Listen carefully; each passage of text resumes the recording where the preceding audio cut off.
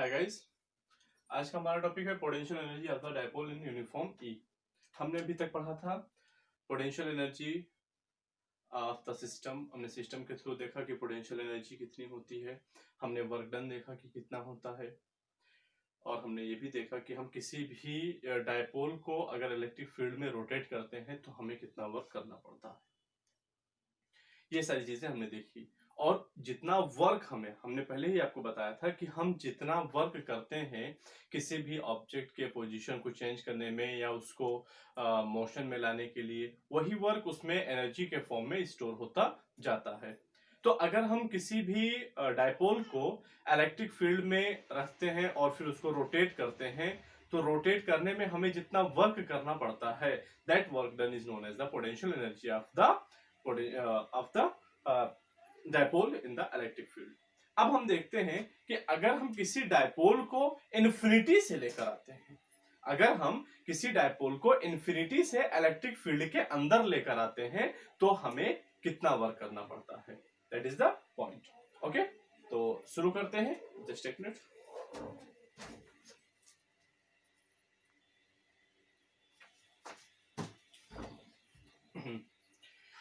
तो देखिए, इसको हम समझते हैं कैसे कि जैसा कि अभी तक हमने पढ़ा कि जो वर्क हमें करना पड़ता है, ठीक है, किसी भी सिस्टम को बनाने में या किसी भी तरह से जो वर्क करना पड़ता है वही पोटेंशियल एनर्जी या काइनेटिक एनर्जी का फॉर्म लेता है। तो देखिए, जैसे यहाँ पर एक इलेक्ट्रिक फील्ड है, सपोज कीजिए this is the electric field and this is a dipole. ये हमारा एक डायपोल है जो इन्फिनिटी पर है, ठीक है। तो अब अगर सपोज करते हैं कि ये रेड पोर्शन पॉजिटिव चार्ज है और ये व्हाइट पोर्शन हमारा निगेटिव चार्ज है, तो अब यहां इलेक्ट्रिक फील्ड है, तो आप जानते हैं कि इलेक्ट्रिक फील्ड का जो तरीका होता है, हमने पढ़ा है, ये इधर माइनस होता है और इधर प्लस होता है। और किसी भी इलेक्ट्रिक फील्ड में जो पॉजिटिव चार्ज पर फोर्स लगता है वो इलेक्ट्रिक फील्ड के अलोंग लगता है और नेगेटिव चार्ज पर इलेक्ट्रिक फील्ड के अपोजिट डायरेक्शन में फोर्स लगता है। तो यहां पर ये हमारा एक डायपोल है, मान लिया ये प्लस क्यू ये माइनस क्यू, ये डायपोल है हमारा, ठीक है। इनके बीच का डिस्टेंस कितना है? इनके बीच का डिस्टेंस है हमारा 2l, ये हमारा डिस्टेंस है।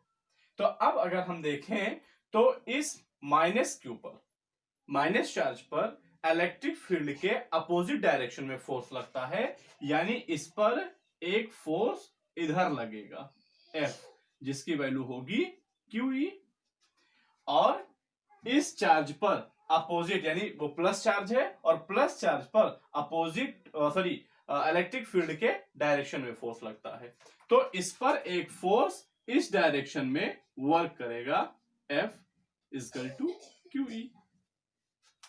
तो अब अगर हम देखें कि मैं इस डायपोल को इलेक्ट्रिक फील्ड में लाना चाहता हूं, तो मुझे पॉजिटिव चार्ज पर इधर फोर्स लगता है, नेगेटिव चार्ज पर इधर फोर्स लगता है। तो अब अगर मैं इसको डायपोल को यहां लेकर आता हूं तो मुझे वर्क करना पड़ता है क्यू पर, प्लस क्यू पर हमें वर्क करना पड़ता है, यानी हमारे थ्रू जो वर्क डन होगा वो P पर होगा, क्योंकि ये इसको दूर लेकर जाना चाहता है, बट हम चाहते हैं कि ये डायपोल अंदर की ओर आए, तो हमें इसको लाना पड़ेगा। तो जब हम लेकर आते हैं और माइनस क्यू पर अगर हम देखें तो माइनस क्यू पर फोर्स ऑफ अट्रैक्शन पहले से ही लग रहा है, क्योंकि इसी डायरेक्शन में फोर्स है, तो इस पर जो वर्क होगा, इस पर इलेक्ट्रिक फील्ड के थ्रू जो वर्क डन होगा वो पॉजिटिव होगा, इसी डायरेक्शन में आ रहा है। लेकिन अब अगर हम देखें तो देखिए, जब ये डायपोल यहां आता है, यानी अगर हम यहां रखते हैं तो हमारा माइनस क्यू तो यहां पहुंच गया इलेक्ट्रिक फील्ड में, लेकिन प्लस क्यू अभी भी बाहर ही है। ये मेरा अगर डायपोल है तो माइनस क्यू तो इलेक्ट्रिक फील्ड में पहुंच गया, लेकिन प्लस क्यू अभी भी बाहर है। तो जब हम इसको यहां लेकर आएंगे तब हम मानेंगे कि हमारा पूरा डायपोल ये इलेक्ट्रिक फील्ड में आ गया है। लेकिन इस प्लस क्यू को इलेक्ट्रिक फील्ड में जितना हम लाएंगे उतने देर में मेरा ये माइनस क्यू यहां पहुंच जाएगा, इस तरह से, सॉरी माइनस क्यू, और प्लस क्यू यहां पहुंचेगा तब। तो यहां पर देखें तो जब इनफाइनाइट पे है अगर, तो फोर्स तो लगता नहीं है, यहां आने के बाद फोर्स शुरू होगा।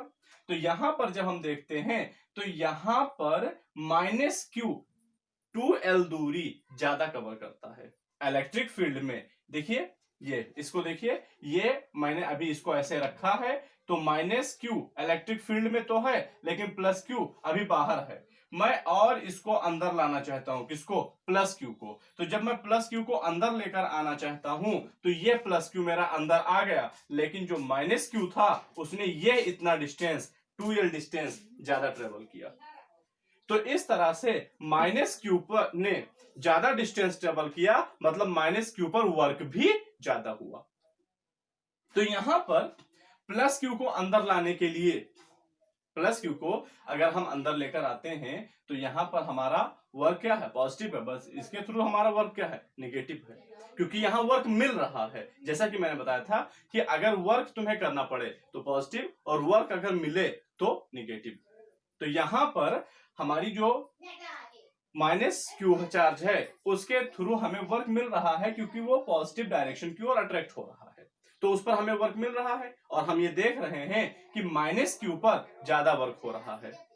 तो -q पर वर्क ज्यादा होने पर हम यहां पर क्या देखेंगे? +q पर वर्क हुआ, -q पर वर्क हुआ। तो अगर दोनों की बात करें तो यहां पर दोनों के लिए वर्क सेम था, यानी जितना वर्क यहां पर -q के लिए हुआ है उतना ही वर्क पॉजिटिव +q के लिए हुआ है। लेकिन अब यहां से यहां तक -q ज्यादा डिस्टेंस ट्रेवल करता है एक्स्ट्रा। जैसे एग्जांपल के तौर पे देखिए, मैं यहीं से देखता हूं कि मैं इसको ऐसे लेकर आता हूं, तो जितना डिस्टेंस -q ने ट्रेवल किया उतना ही डिस्टेंस +q भी ट्रेवल करता है। तो दोनों के थ्रू जो वर्क डन है वो कैसा होगा? सेम होगा। इस पर पॉजिटिव होगा, इस पर निगेटिव होगा, क्योंकि इस पर हमें वर्क करना पड़ा और इस पर अपने आप मिल गया।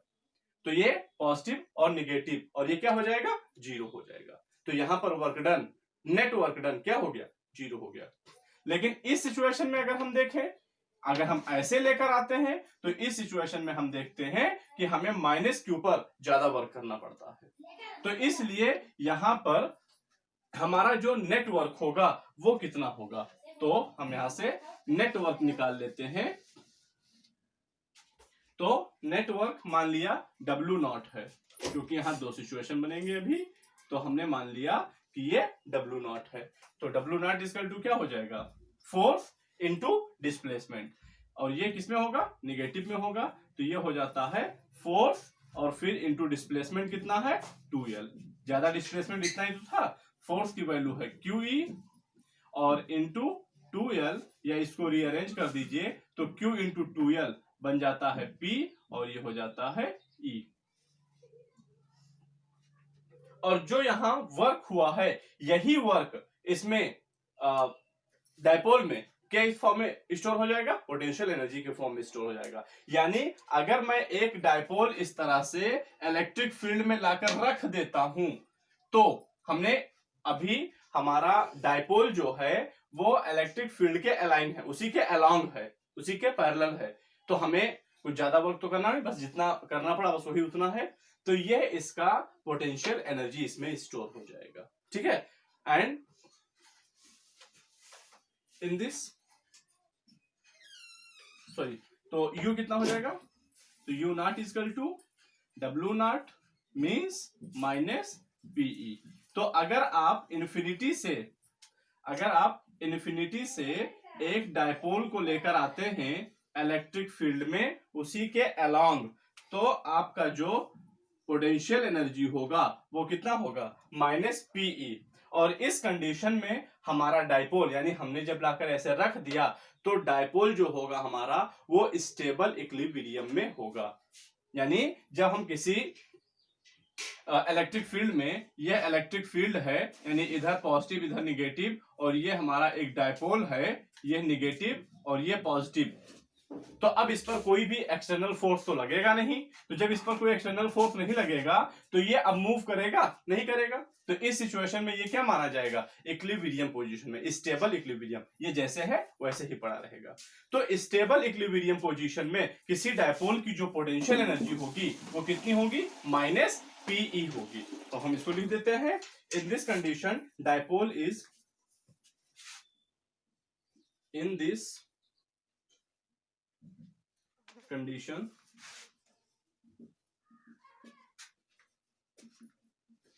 डायपोल इज इन स्टेबल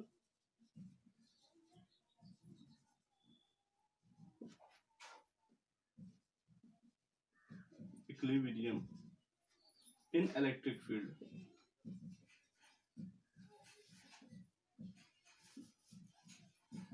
यानी अगर आप डायपोल को ला करके ऐसे इलेक्ट्रिक फील्ड में रख देते हैं तब हमारा डायपोल जो होगा वो स्टेबल इक्विलिब्रियम पोजीशन में होगा और इस समय जो इसकी पोटेंशियल एनर्जी होगी वो होगी माइनस पीई।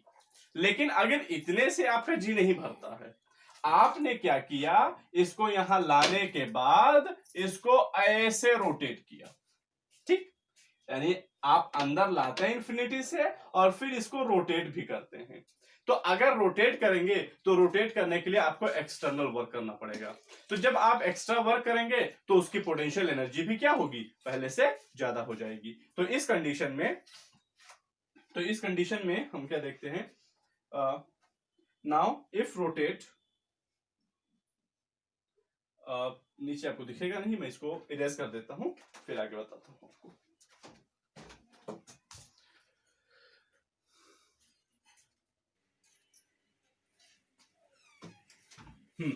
अब देखिए, अगर आपका जी इतने से नहीं भरा था कि आप ऐसे लेकर आए और इसको यहां रख दें, आपने क्या किया, इसको रोटेट कर दिया। तो जब आप रोटेट करेंगे तो रोटेट करने के लिए भी आपको वर्क करना पड़ेगा। तो जब आप रोटेट करने में फिर वर्क करेंगे तो वो वर्क भी एनर्जी के फॉर्म में उसमें स्टोर हो जाएगा, ठीक है।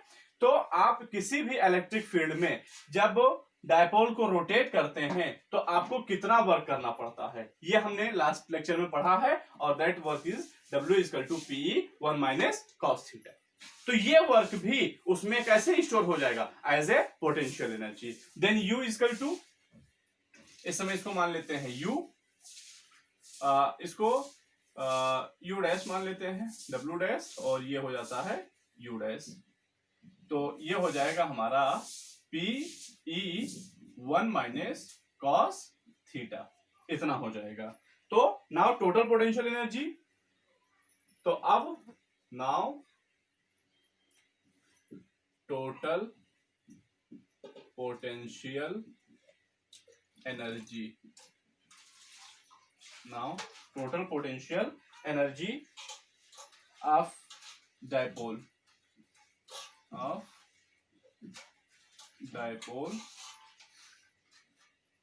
in theta position,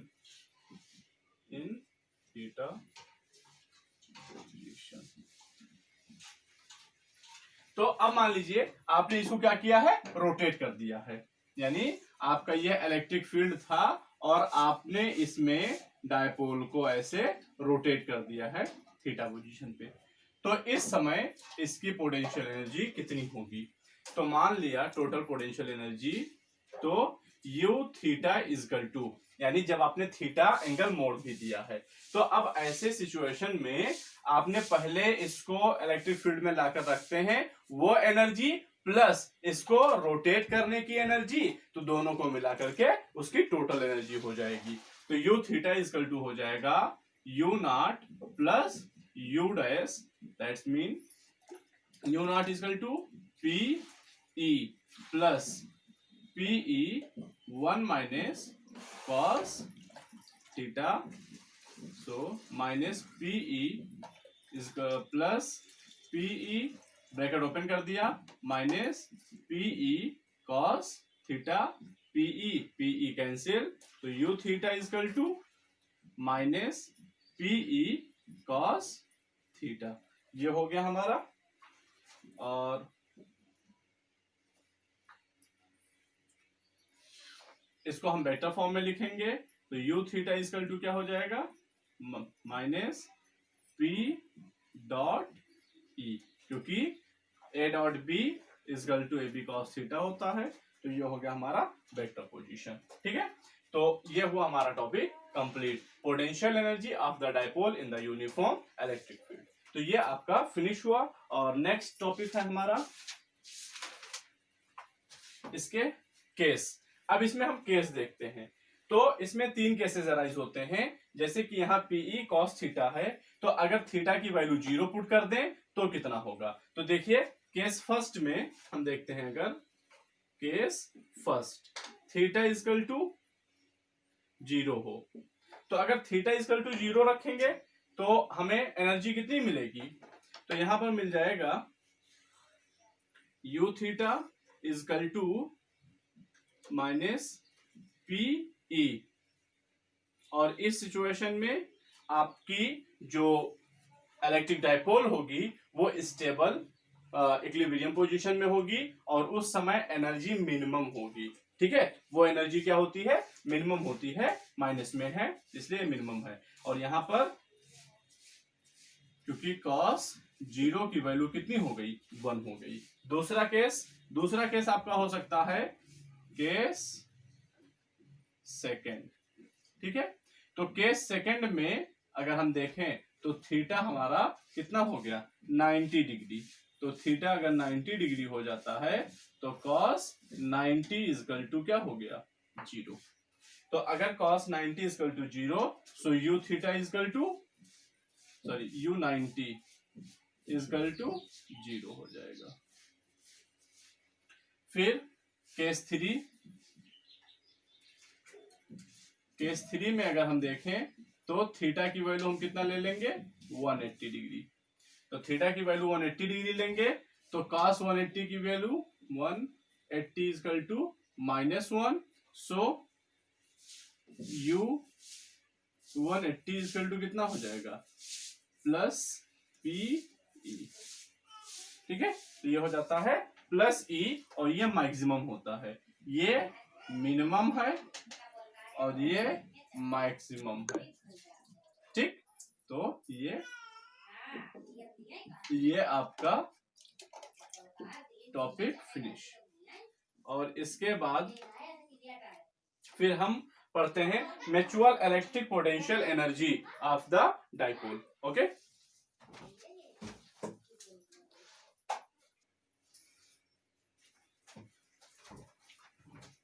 next topic है हमारा mutual electric potential energy. Mutual electric potential energy of the two dipole and force between them. अगर हमारे पास दो डाइपोल हो, जैसे सपोज कर लीजिए एक ये और एक ये, ठीक है, ऐसे ये पॉजिटिव ये निगेटिव, ये पॉजिटिव ये निगेटिव, ऐसे रखे हुए हैं। ठीक है, तो अगर ये दो डाइपोल हैं तो इनके बीच की पोटेंशियल एनर्जी क्या होगी और इनके बीच का फोर्स क्या होगा, हमें इसको कंसीडर करना है। तो अब देखिए, हम जानते हैं कि जो डाइपोल होता है वो डाइपोल अपना इलेक्ट्रिक फील्ड भी जनरेट करता है। तो अगर हम देखें, मैंने सपोज कर लो कि पहले एक डाइपोल लिया, तो इस डाइपोल के थ्रू कुछ इलेक्ट्रिक फील्ड होगा इसके एक्सल पोजीशन में, इक्वेटोरियल पोजीशन में। मान लो अभी हम दो एक्सल पोजीशन में ही दोनों को ले रहे हैं, तो एक्सल पोजीशन में भी कुछ इलेक्ट्रिक फील्ड होगा। सपोज कर लिया इसके थ्रू E1 इलेक्ट्रिक फील्ड इसके अराउंड होगा। तो अगर मैं यहां पर दूसरा डाइपोल रखता हूं तो मैं ये कह सकता हूं कि ये सेकंड वाला डाइपोल फर्स्ट वाले डाइपोल के इलेक्ट्रिक फील्ड में रखा है। सिमिलरली इसी तरह से हम ये कह सकते हैं कि सेकंड वाले के इलेक्ट्रिक फील्ड में पहला वाला डाइपोल रखा हुआ है। तो हम देखते हैं तो म्यूचुअली दोनों डाइपोल एक दूसरे के इलेक्ट्रिक फील्ड में ही रखे हैं और ये जो इलेक्ट्रिक फील्ड है वो डाइपोल के थ्रू जनरेटेड है। ठीक है, इसके डाइपोल के थ्रू, इसके डाइपोल के थ्रू, तो दोनों ही डाइपोल एक दूसरे के थ्रू जनरेटेड इलेक्ट्रिक फील्ड के फील्ड में रखे हुए हैं। तो अब किसी भी इलेक्ट्रिक फील्ड में हमारा जो पोटेंशियल होता है, पोटेंशियल एनर्जी होती है डाइपोल की, वो कितनी होती है, अभी हमने पढ़ा है पीई, कितनी होती है, P डॉट ई। तो अब हम उसको कैरी करते हैं। देख लीजिए, मान लीजिए हमारे पास दो स्मॉल डाइपोल है, ठीक है, let two small dipole with dipole moment P1 and P2 kept at the distance R। ये दोनों एक दूसरे से R डिस्टेंस पर रखे हैं। डिस्टेंस हम सेंटर टू सेंटर मेजर करेंगे, तो ये सेंटर है, ये दूसरा सेंटर है, तो सेंटर टू सेंटर मेजर करते हैं ना कि इनके बीच। ठीक है, तो सेंटर टू सेंटर हमने डिस्टेंस को मेजर किया, R है। तो अब इसके थ्रू जो इलेक्ट्रिक फील्ड है मान लिया E1 है, इसके थ्रू इलेक्ट्रिक फील्ड E2 है, इसका डाइपोल मोमेंट P1 है, इसका डाइपोल मोमेंट P2 है। तो इसके थ्रू कितना इलेक्ट्रिक फील्ड होगा और इसके थ्रू कितना इलेक्ट्रिक फील्ड होगा, हम उसको लिख लेते हैं। तो value of electric field due to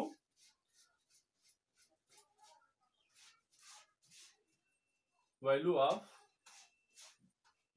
electric field due to value of electric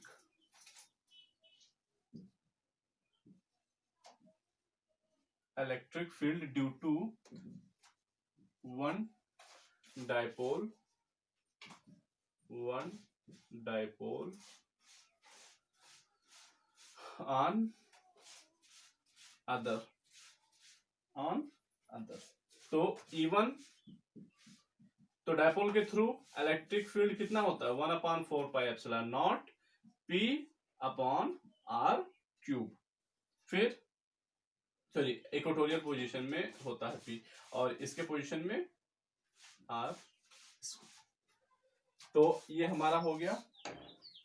फिर E2 कितना होगा E2 इक्वल टू 1/4πε0 P2/r³। तो ये हो गया हमारा। तो अब पोटेंशियल एनर्जी कितनी होगी, तो अब इलेक्ट्रिक फील्ड, ये मान लो ये डायपोल इसके इलेक्ट्रिक फील्ड में रखा है और ये वाला डायपोल इसके इलेक्ट्रिक फील्ड में रखा है, तो इनकी पोटेंशियल एनर्जी क्या होगी, तो potential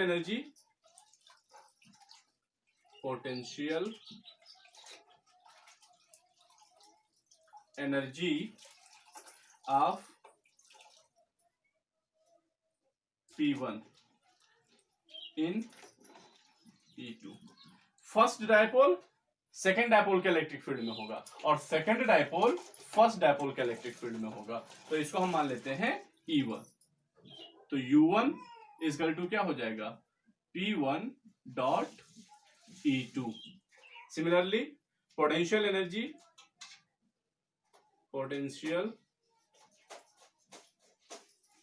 energy of P2 in E1,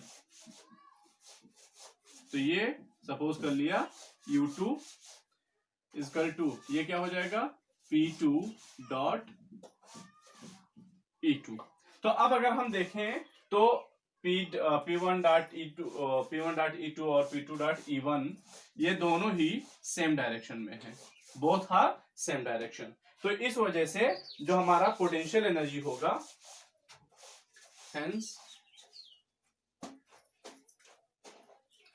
लिख देता हूं,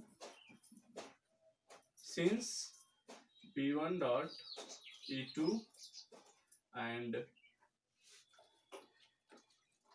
P2.E1 both are in same direction, hence mutual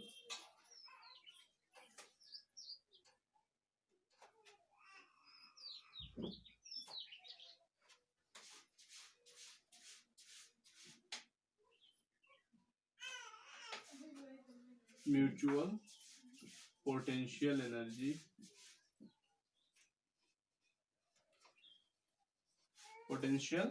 energy between two dipole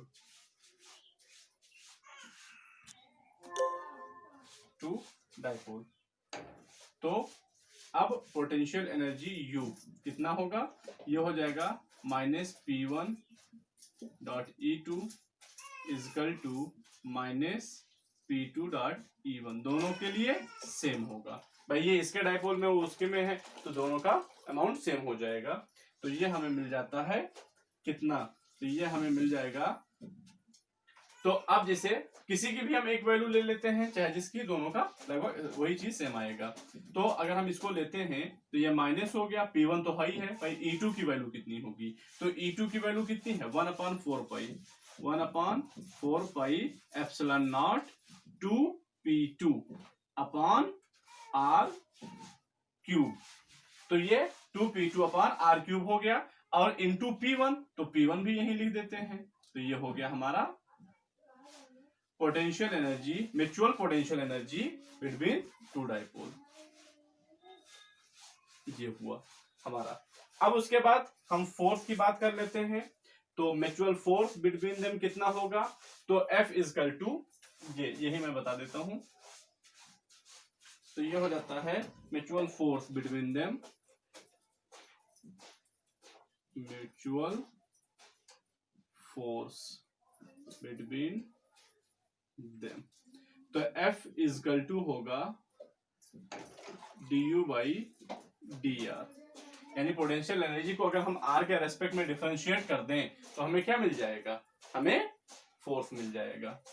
ठीक है, तो ये हो गया हमारा फोर्स। तो फोर्स कितना हो जाएगा, तो d बाई डी आर, और u की वैल्यू कितनी अभी हमने निकाली है, 1/4 पाई एप्सिलॉन नॉट माइनस में, और ये 2p1 p2 upon r cube. अब हम इसका 1/4 pi epsilon not p1 p2 इसका तो डिफरेंशिएट होगा नहीं, r क्यूब का डिफरेंशिएट होगा, तो ये आ जाएगा 6p1 p2 अपॉन r पे power 4। This is the force.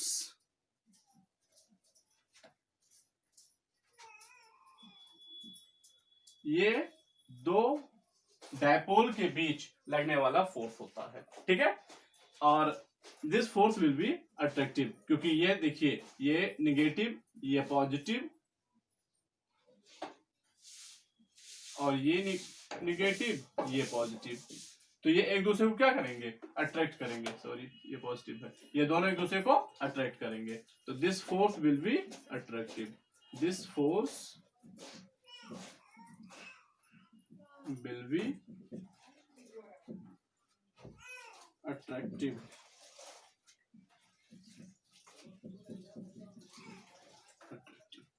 तो ये हुआ चैप्टर फिनिश आपका, ये कंप्लीट हो गया आपका चैप्टर 3, और इसके बाद फिर न्यूमेरिकल है, मैं न्यूमेरिकल भेज दूंगा आपको और आप सॉल्व कर लीजिएगा। उसके बाद फिर हम बात करेंगे नेक्स्ट चैप्टर के बारे में। ओके।